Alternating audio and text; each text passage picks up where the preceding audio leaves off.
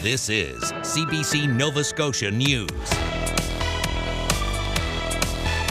Tonight on Edge, some residents who lived through last year's wildfires are feeling anxious as the anniversary draws near. Northern Pulp plans. A Nova Scotia environmental group urges caution about the idea of a new mill for the South Shore.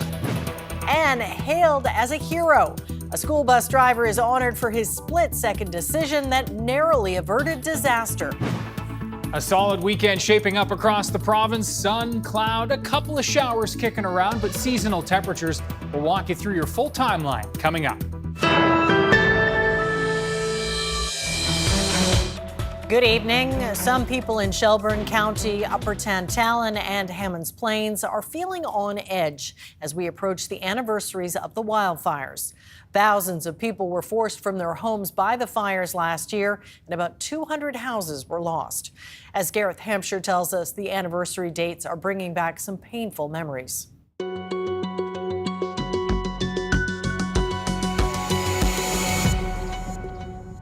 It's almost a year since the wildfire tore through the coastal communities of Shelburne County. But the scars are still everywhere, and the anniversary date will be difficult for some.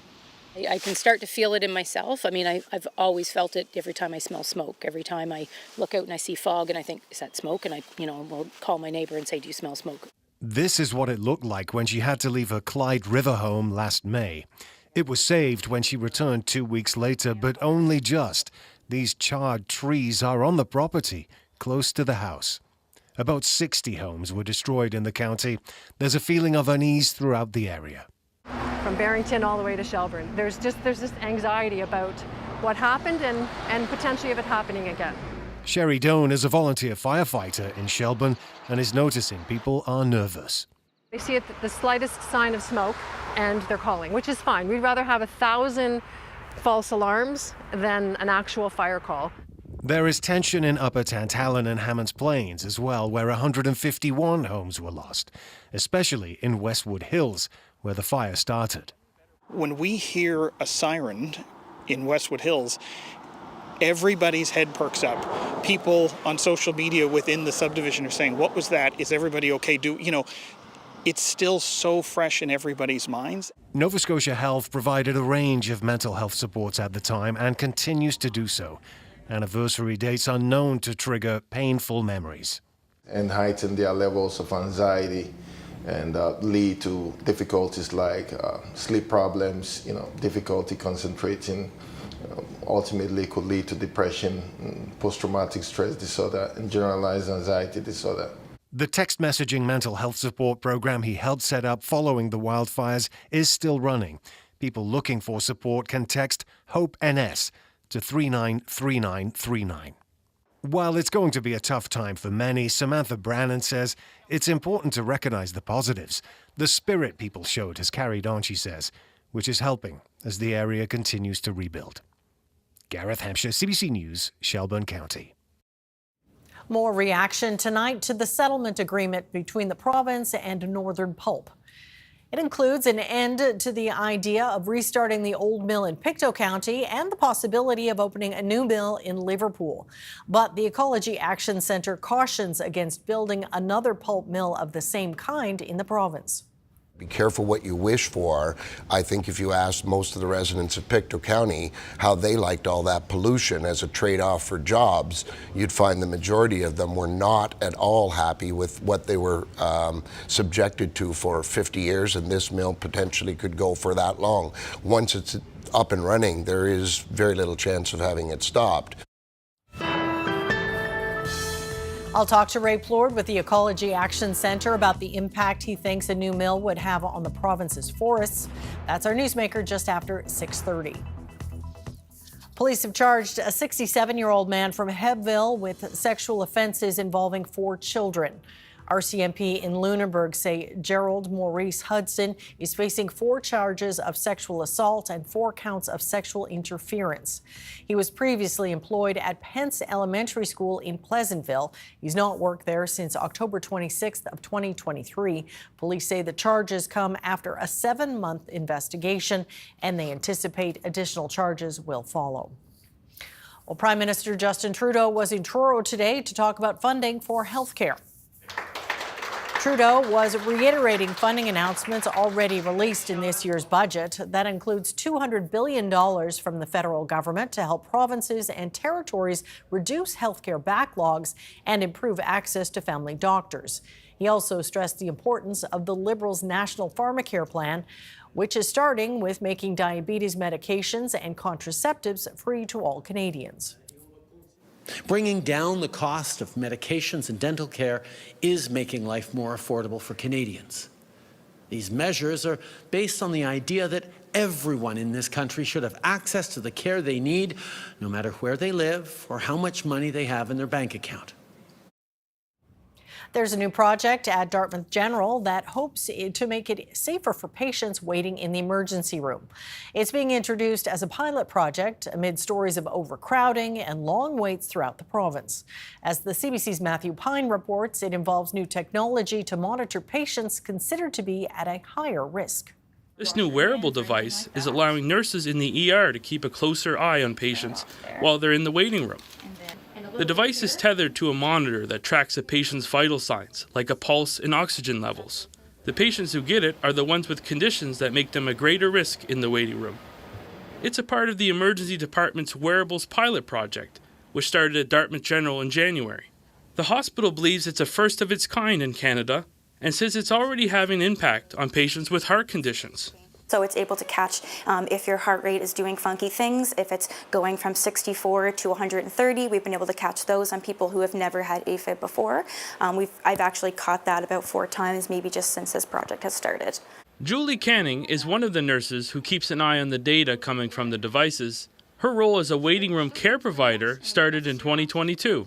Now the team has expanded to 2 nurses who are responsible for reassessing patients in the waiting room. It's no secret that we have overcrowding in our emergency departments and our patients wait an extended period of time in our waiting rooms. So this project is looking at trying to increase safety while our patients wait.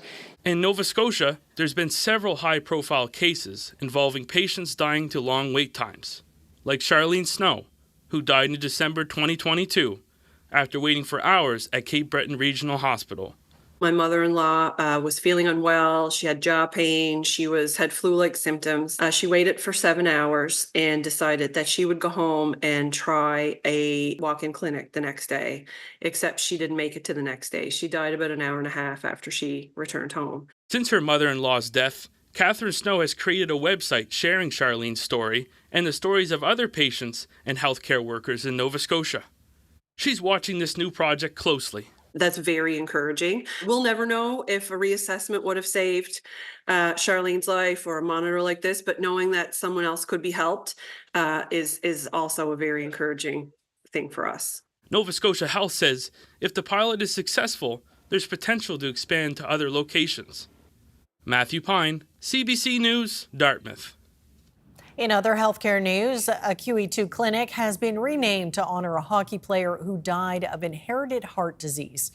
Jordan Boyd was just 16 when he collapsed on the ice at a New Brunswick hockey training camp in 2013.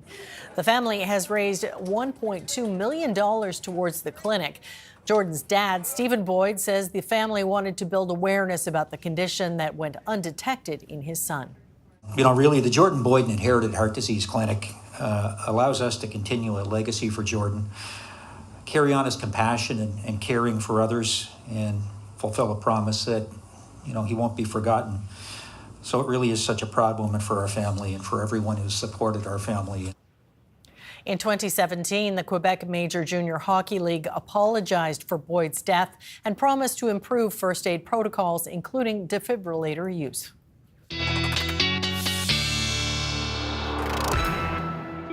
Well, Ryan, what a nice day across our province, and it's the weekend, so yes. Can it only get better, maybe? You know what? It is a solid weekend. Today's going to be tough to top. It was a fantastic Friday. Thanks so much, Amy. And as we look at those temperatures out there today, low to mid to even some high 20s, a couple 27s on the board as expected in through the northeast today.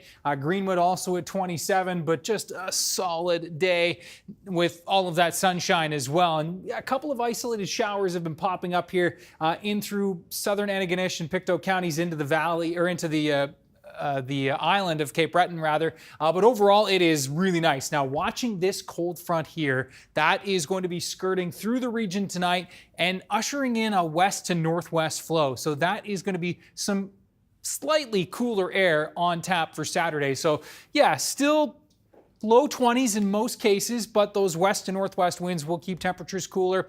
Coastal Yarmouth, Digby, right along the Bay of Fundy and along that Northumberland shore and into Cape Breton as well. Here, temperatures are going to be more like mid to high teens, but most of us will squeak into those low 20s. There's an isolated shower chance tomorrow into the afternoon for eastern mainland, and a risk through most of the day for Inverness and across Cape Breton, just an isolated chance of a shower. Now for Sunday, the clouds will be a little bit more dominant, but some sunny periods on tap, no question about it. And we are going to be seeing the winds in from the east-northeast here across the Northumberland shore, and a bit of an onshore flow along the Atlantic coastline. So more high teens on Sunday, but a couple of low 20s, certainly not out of the question. So that's some good news there.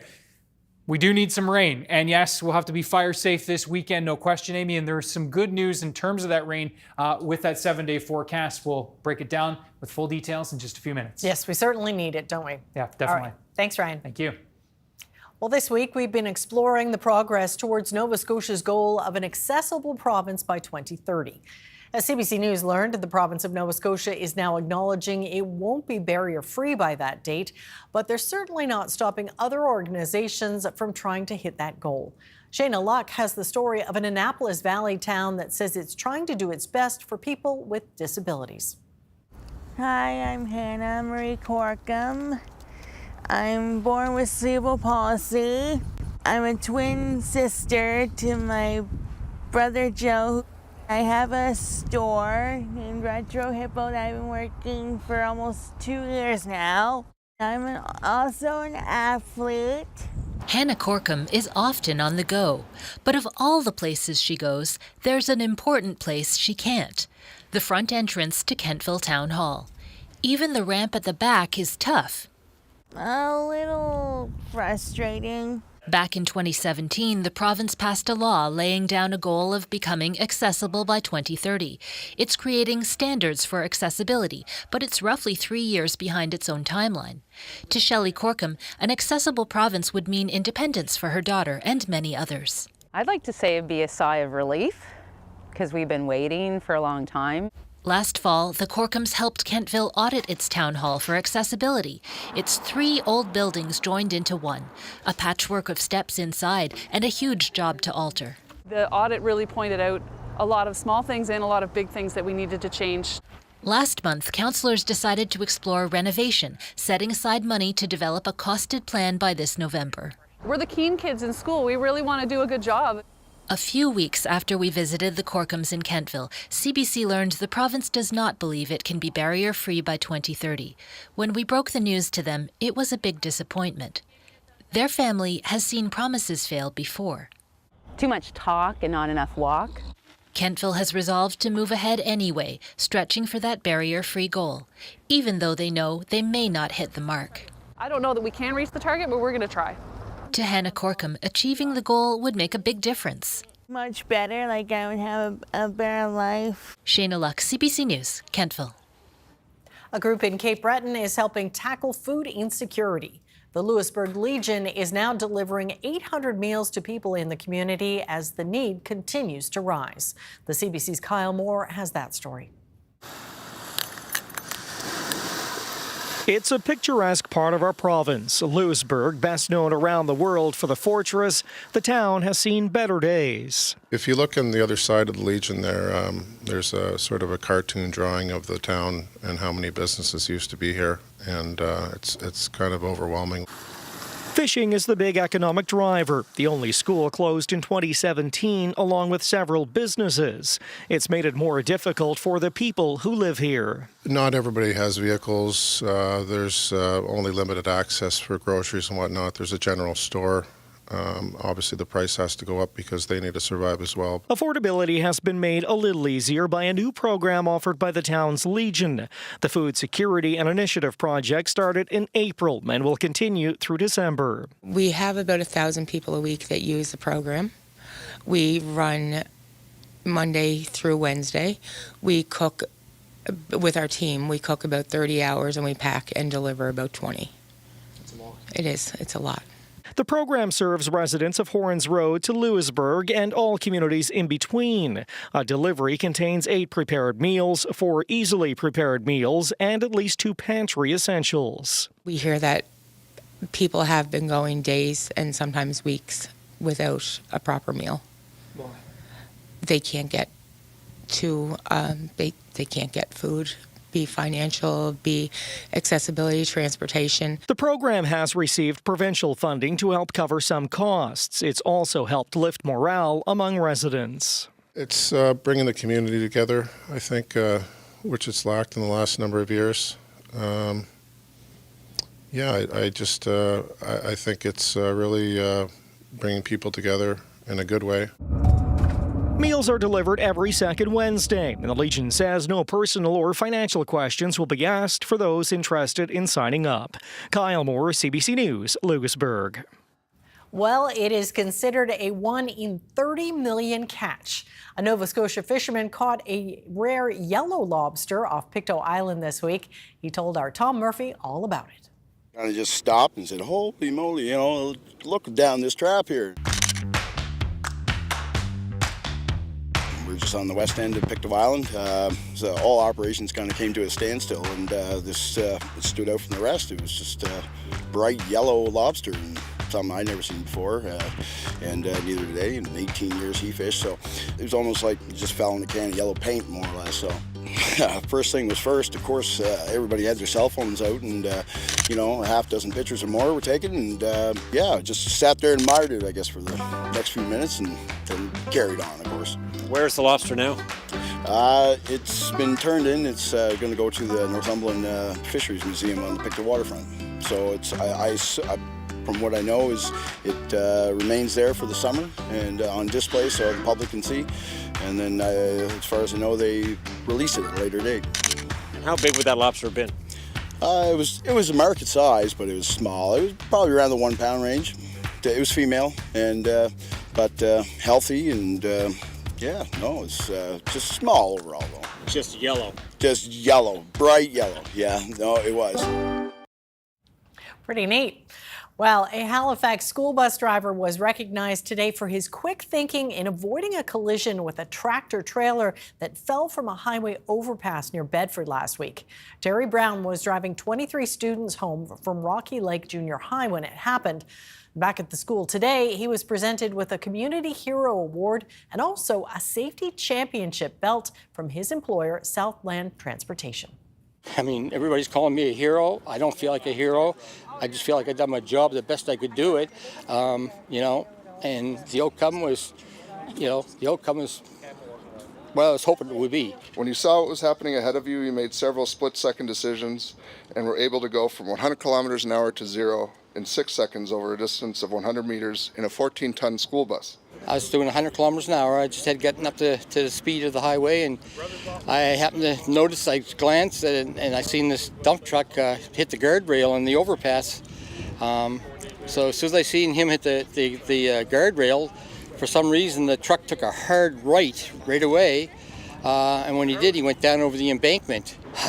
First thing I asked if they were okay. That's anybody hurt, and they're all saying, no, we're okay. But, I mean, all of them had their heads sticking out the sides of the seats trying to figure out what was going on, because, I mean, when I had the brakes on, I had them on about as hard as you could have them on. The kids have been excellent. We used this incident as an example to remind the students to be super respectful with our bus drivers. Just to reiterate that we need to get home safely, and if the bus drivers are focused on the road, then they can make the necessary actions and make the necessary stops to keep them safe. Very surprised. I didn't think it was going to be like this, but I am appreciative, it was quite an ordeal.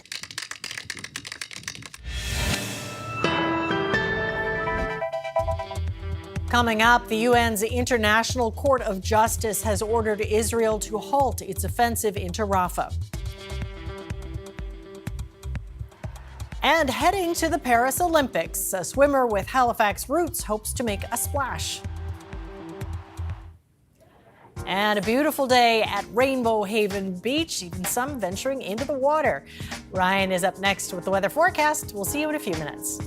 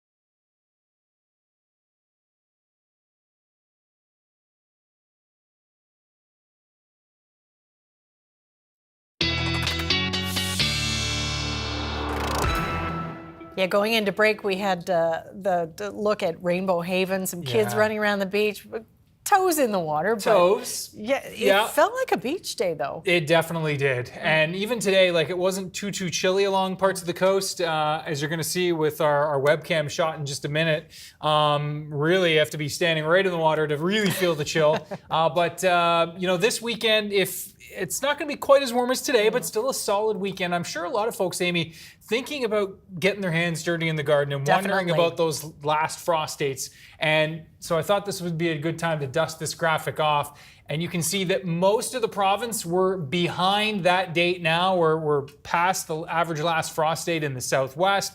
And in fact, most of the province now is pretty much past the average last frost date. It's the 24th, right? Better get going then. Better get going for sure. And even looking at the next 7 days, for you folks kind of higher terrain in the north and east, things looking pretty good. So I think most of us are safe. Now, we talked about the coast being nice today.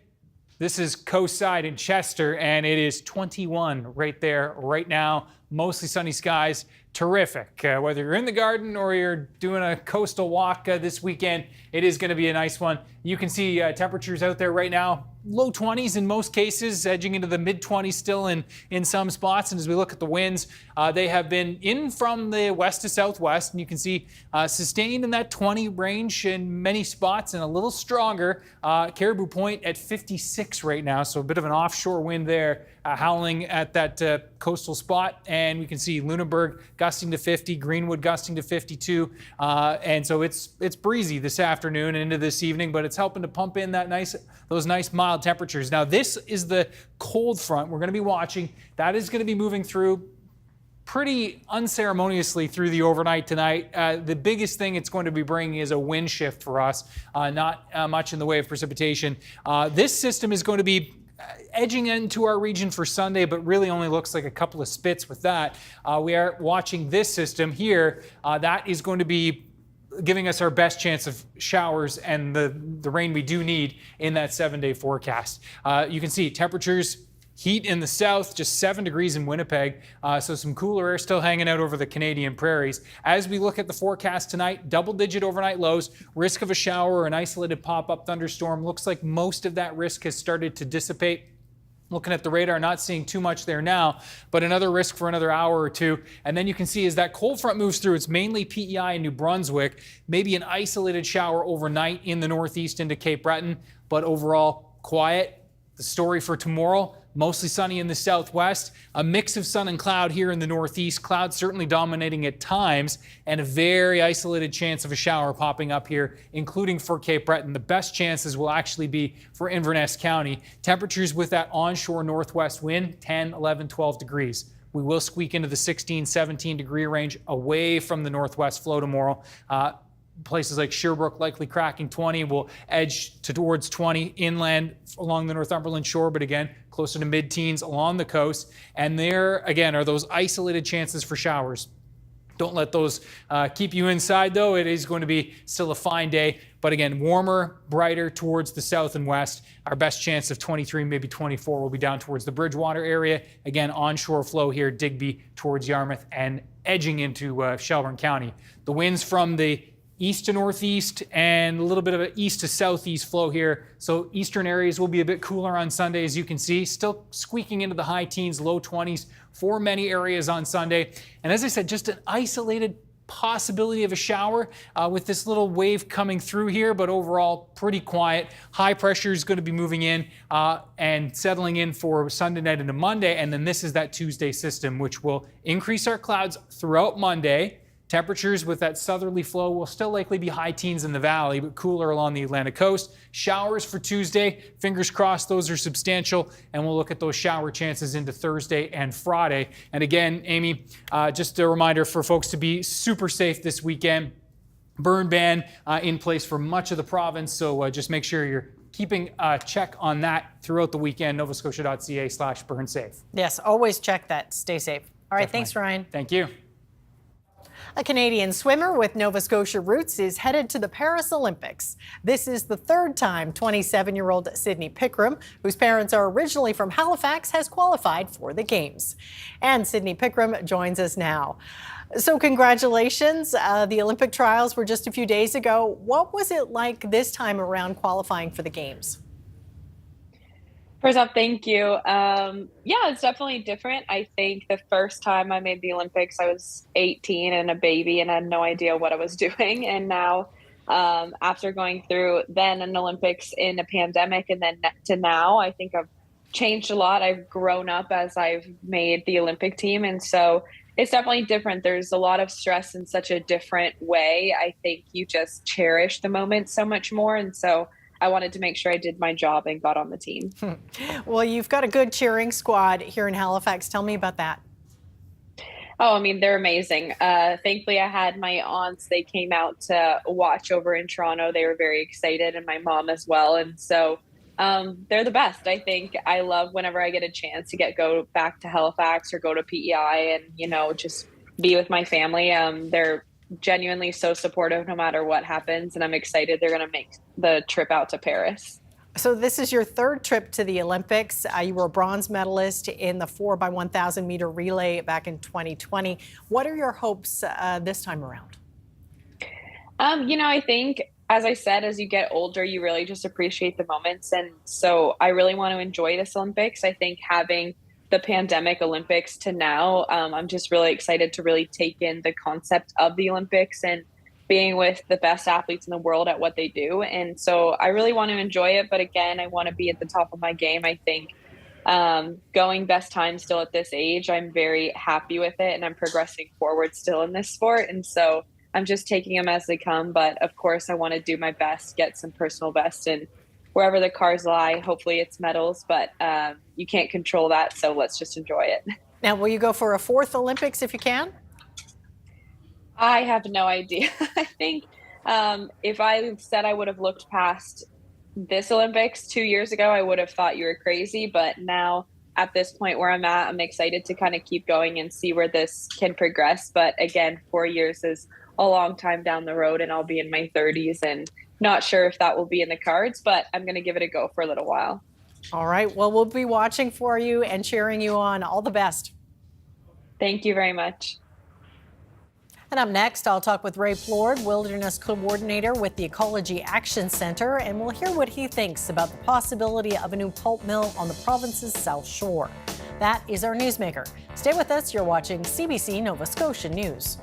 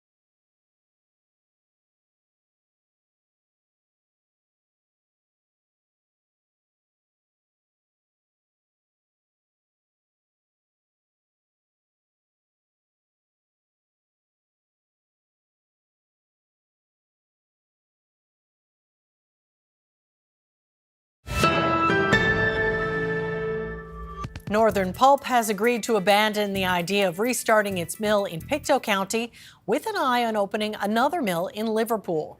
That news was announced this week as part of a settlement agreement reached with the province of Nova Scotia. Ray Plord is Wilderness Coordinator with the Ecology Action Centre. So yesterday's announcement caught you a bit off guard. Yes, we had no idea it was coming. So once the details were rolled out, what did you think? Well, first of all, it looks like the government is going to write off over $100 million from the previous mill. That's taxpayer money that they won't pay back. They were owed. And it looks like they're looking at $100 million in subsidies. Again, that comes from the taxpayer, so that's a big thing. And potentially, as they investigate the feasibility, they will be looking for more government dollars. So this is a heavily subsidized industry. Obviously, it's not good news for our forests. We already have very badly degraded forests, very little old growth, a lot of young growth, and that's from decades of over-harvesting from industrial forestry, which is very high volume, low value product, commodity product production. And so we're not, obviously, it's kind of like going back to the future or forward to the past. We're just going to do what we've done before in another place with potentially a new mill. And the volume that the old mill consumed was way more than our forests could take. And over decades, it's been degraded heavily. It's, their consumptive capacity in Pictou was 1.2 million tons a year. And if they make the same size of mill in Queens County, then it will propel more clear cutting, more planting, spraying, and increase fire risk because they rely on highly flammable spruce and fir. Now, obviously, the mill in Pictou County was decades and decades old. This will be a new, modern mill. Do you have some hopes that things will be more efficient, better for the environment because it is new? It can't be worse, and presumably would be a bit better. But the problem is the kind of mill. So we were very shocked to see that they were proposing to build the exact same kind of bleached kraft pulp mill, a thermochemical mill, which by its nature must produce massive amounts of liquid pollution and air pollution in order to function. As opposed to, say, Port Hawkesbury Paper, which is a thermomechanical mill and mechanically pulps its wood using electricity and produces almost no pollution. The chemical cooking of fiber chips results in massive amounts of liquid pollution, which will have to go somewhere, presumably into the ocean near Liverpool or at Liverpool. And if I were people on the South Shore, especially around Liverpool, I would be very concerned that this is just making another deal with the devil for a type of mill which is very heavily chemically dependent and therefore produces all this pollution. And there hasn't been a mill, a bleached kraft pulp mill, built in Canada in over 40 years for a good reason, and that's the reason. Now, the reaction, though, on the streets of Liverpool yesterday, we had a reporter out there. Nobody was saying anything negative. They said, the jobs are badly needed. The mill can't come soon enough. What do you say to the people who are looking at the potential of having a mill as a good paying livelihood to feed their families? We totally understand that, and we do understand that there is, for the industry's purposes, a need for a place to put so-called low-value wood. Unfortunately, the reason that that's such a concern for the industry is because that's what our forests have become after decades and decades of heavy industrial harvesting, clear cutting primarily. And also, like for the residents there, be careful what you wish for. I think if you asked most of the residents of Pictou County how they liked all that pollution as a trade-off for jobs, you'd find the majority of them were not at all happy with what they were subjected to for 50 years, and this mill potentially could go for that long. Once it's up and running, there is very little chance of having it stopped. So if you had one message for the Houston government, what would it be? Don't build a large pulp mill, like it should be half the size, and it should not be a bleached kraft pulp mill. If it is a kraft pulp mill, then the bleaching should be absolutely outlawed, because that's where most of the pollution is created, and it's only to make the fiber bright white for the market. It actually could be delivered in a light brown color that would work just fine for the toilet paper and other products they produce over in Asia with our trees. All right. Well, Ray, thank you very much for your perspective. We appreciate it. Thank you, Amy. Coming up, the truck driver responsible for the deadly Humboldt Broncos bus crash has been ordered to be deported.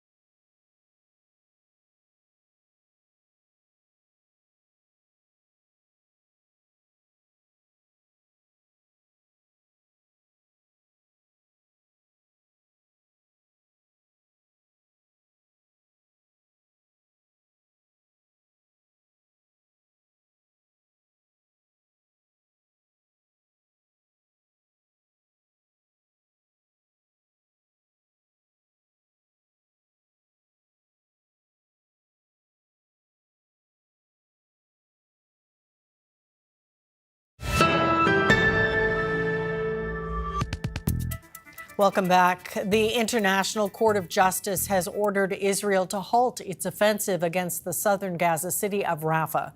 It is the latest order from the court and the most serious since it agreed in January to hear a case brought by South Africa alleging genocide in Israel's Gaza campaign. The CBC's Julia Chapman reports. Under the Genocide Convention, Israel must immediately halt its military offensive and any other action in the Rafah governorate As well as ordering Israel to cease operations in Rafah, the International Court of Justice called for the Rafah border crossing to be reopened. It's been closed since coming under Israeli control earlier this month, sparking warnings from aid groups that the main route for supplies had been cut off. Israel has also been ordered to allow access for investigators to enter Gaza and make their assessments. The ICJ judges said new measures were necessary because the situation in Gaza had deteriorated, describing it as disastrous. The court also found that Israeli evacuation orders left Palestinians vulnerable. The United Nations says at least 800,000 people have been displaced from Rafah since those orders were made. Living in temporary shelters, many of them don't have access to clean water or sanitation. South Africa, which brought the case against Israel, has welcomed the ruling, calling it groundbreaking and much stronger than previous judgments from the ICJ. It says it will urge the UN Security Council to take measures to uphold it, although any such efforts are likely to be vetoed by the United States. The Palestinian Authority, which governs the West Bank, says the judgment represents an international consensus to end the war in Gaza. Hamas says the ruling should have gone further, but it has promised to cooperate with any investigators that enter Gaza. Israeli officials have reacted strongly to the news, with spokesperson David Mencer saying stopping the war against Hamas would be suicide. Israel has already vowed to ignore any international court orders that call for an end to fighting. It argues its offensive is aimed at rooting out Hamas and protecting Israeli security. Julia Chapman, CBC News, London. The Israeli military today announced it had recovered 3 more bodies in Gaza, victims of the October 7th Hamas attacks. Their bodies were rescued during a special operation based on precise intelligence in the area of Gaza. All 3 were killed in Israel, then taken to Gaza. 2 were among the hundreds killed at the Nova Music Festival. 1 was a foreign tourist. Israel's military vowed again all the hostages, the living and the dead, will be brought back. The truck driver who caused the deadly bus crash involving the Humboldt Broncos junior hockey team has been ordered to be deported. The Immigration and Refugee Board of Canada issued its ruling today. Aaron Collins has more. Today's news was not a surprise for Jaskrit Singh Sidhu or his legal team. The deportation order issued today more process than anything else, and Sidhu's lawyer says his client isn't done fighting to stay in Canada. Sidhu was behind the wheel of the truck that ran into the Humboldt Broncos team bus in April 2018. Killing 16 people. Sidhu, a permanent resident, was convicted of dangerous driving causing death the next year, sentenced to 8 years in prison. Those 2 facts, Sidhu not being a Canadian citizen and his conviction for a serious crime, made today's deportation order mandatory, and one that can't be appealed.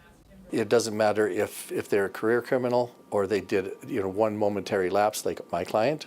It doesn't matter if they arrived yesterday or if they've been here for 10 years like my client and are well established. Family ties are irrelevant. My client has a Canadian wife and a Canadian child. But Sidhu's lawyer says his client isn't done trying to stay here. He will now reapply for permanent residency status on humanitarian grounds because Sidhu would be separated from his wife and child if deported. I think there are very, very compelling, compassionate considerations here. And we would hope that, we get that kind of consideration. I'd like to see compassion triumph here. Families of the people who died in the Humboldt Broncos crash are divided on the issue. Some want to see Sidhu removed from Canada. Others say they're okay if he stays. It's unclear how long that permanent residency application will take. It could be months or even years, and Sidhu could be deported before a decision is even made. Aaron Collins, CBC News, Calgary. If you have a child on 1 or more wait lists for daycare, you're far from alone. Data collected by CBC News indicates that demand is sky high across the country for $10 a day childcare. Providers are calling for more funding because their operating costs are rising and demand for daycare is outstripping supply. Marina von Stackelberg has that story. Sherry Rieger's daughters are on 15 childcare waitlists. The family, like many across Canada, is struggling to find a licensed provider. Some of them are saying that we won't have a spot for 2 or 3 years. It's been 2 years since the federal government signed its last deal with provinces to spend tens of billions of dollars to create more childcare spots and eventually cut fees parents pay to $10 a day. Daycares have overwhelmingly taken part, and that has caused growing pains. As childcare has become more affordable, we hear from parents that want to access it, that are having trouble finding spaces. Providers say they are struggling to operate the spots they already have. The funding hasn't kept up with inflation and the need to pay childcare workers a livable wage. We do need to take into consideration those costs, and those will only increase as the demand goes up. As part of the deal, daycares also can't raise their fees, an option they had in the past to offset costs. Some private childcare centres in Ontario who can access those public dollars have threatened to pull out of the program altogether unless they get more money. The funding will have to rise across the whole sector, but it is not coincidental that this game of chicken is not being played by anybody other than the for-profit sector. It's hard to know exactly how many childcare spaces are needed. Each daycare has its own waitlist and many families are on multiple. But the latest data from Statistics Canada shows half of Canadian families now report struggling to find a spot. The funding is great. It's a great incentive to get us mums back out to work. But again, if I can't access it, what is the point? To add to Sherry's anxiety in finding daycare, she's expecting her third child this fall. That baby doesn't have a name yet, but is already on a wait list. Marina von Stackelberg, CBC News, Ottawa. Some bad news for seafood lovers this week. Red Lobster has filed for bankruptcy in the U.S. and is asking a Canadian court to enforce the measure here. Sophia Harris looks at what forced the company to close dozens of restaurants south of the border. The casual dining chain that serves up seafood to the masses is in hot water. Red Lobster has filed for bankruptcy protection in the U.S. and is in the process of doing the same in Canada, CBC News has learned. Already, the chain has shut down close to 100 U.S. locations, putting hundreds out of work.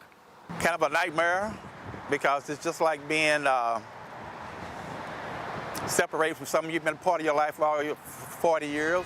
There are 27 Red Lobsters in Canada, which employ around 2,000 workers. Their fate is not yet known as the chain grapples with hundreds of millions of dollars of debt. They filed for Chapter 11 bankruptcy protection, which effectively gives them a lot of runway to sort of figure out whether they are going to continue to operate in Canada. Red Lobster's endless shrimp is kind of a big deal. There's speculation Red Lobster got into deep debt by offering all-you-can-eat shrimp in the U.S. But some experts say the 56-year-old chain faltered by not changing with the times. Red Lobster, popular with the boomers and the older demographics, but really did not do anything to attract that younger consumer through menu innovation and just upscaling overall. Red Lobster's Canadian restaurants remain open, and loyal customers hope it stays that way. One of my favorite spots to eat, actually. Hopefully they can restructure everything and keep her going. We'll try and get here more now, knowing they need more customers, right? Can the Canadian Red Lobster restaurants be saved? I believe, with the right group coming in, that, management and leadership team, that Red Lobster in Canada could be salvaged. On Tuesday, Ontario courts are expected to grant Red Lobster bankruptcy protection, giving it the chance to find a way to stay on the menu in Canada. Sophia Harris, CBC News, Toronto. A broad-based rally helped Canada's main stock index close up more than 100 points today. Here is a look at the markets as we head to break.